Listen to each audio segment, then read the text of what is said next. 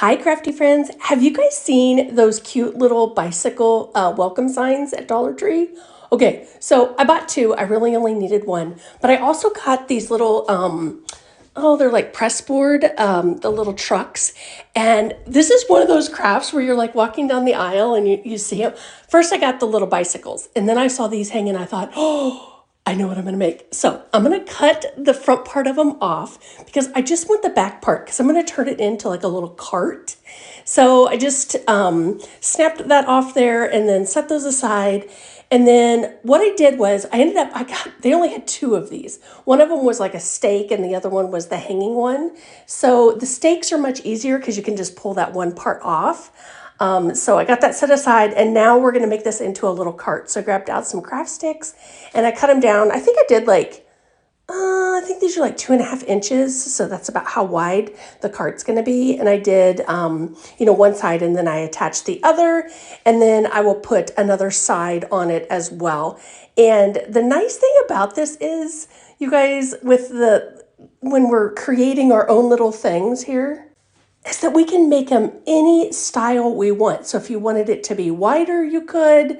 If you just wanted it thinner, you could totally do that. So I like when we can kind of create our own thing. So I'm gonna start cutting this apart.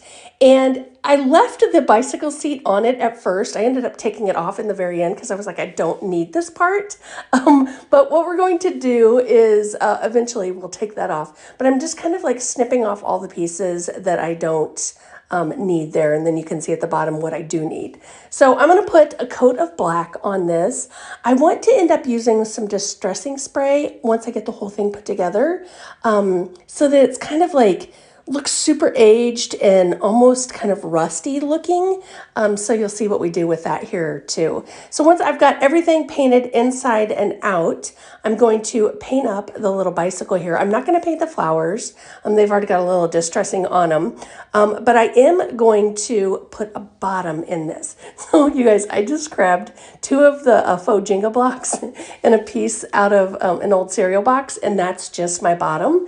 And then I just painted it up. So I'm going to pull this little flower off of the back wheel, and I'm just going to glue that right over the wheel part, or the tire, I guess it would be wheel, you know what I mean, of the cart.